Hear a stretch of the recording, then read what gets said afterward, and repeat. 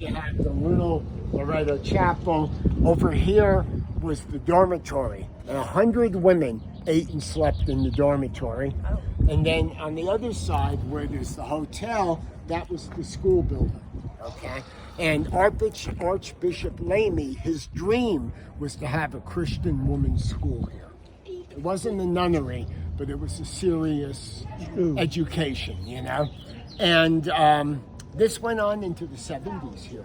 My partner Ellen, who came out here in 1976, tells me that in the 70s, if you came by here, there was all nuns wandering around, looked like a bunch of penguins, you know?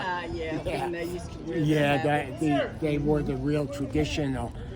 So what happened is this.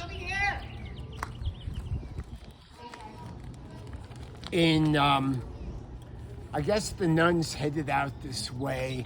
It's probably 1871, 72. 8 nuns headed out this way. They were from the Loretto sisters. And they were going to help the Archbishop run the women's school.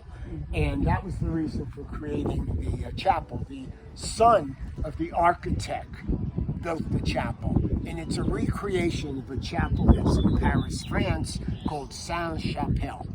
So it's a direct... See, Archbishop Lamy shunned all the Spanish carpenters, the masons, the architects. He despised them for no real reason other than different religion. Yeah. Right?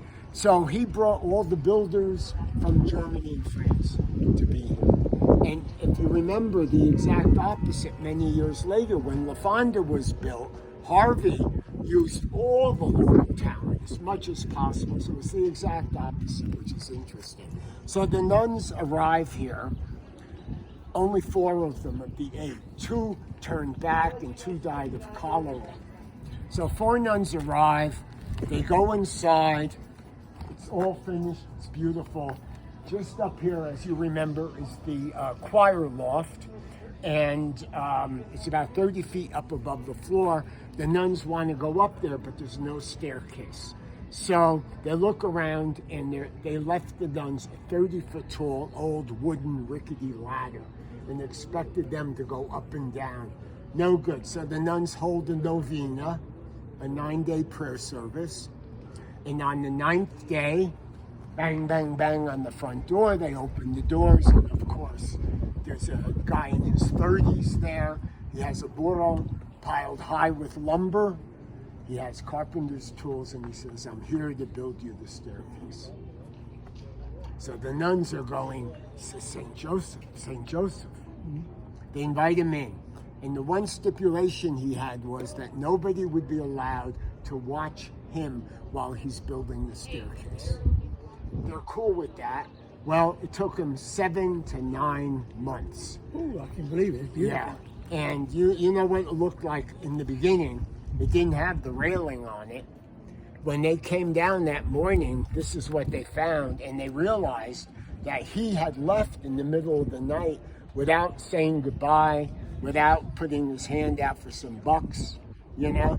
And they were a little annoyed because they were going to take care of him. So they're using this, going up and down, going up on their hands and knees and sliding down on their tushes, right? It's pretty tricky. Amen. And then all the women start arriving. So the middle picture shows you that this staircase, the amount of weight it held, and they put a handrail up finally. And the interesting thing is that when you observe this, there's no metal in it whatsoever. It's just meticulously carpentered, you know?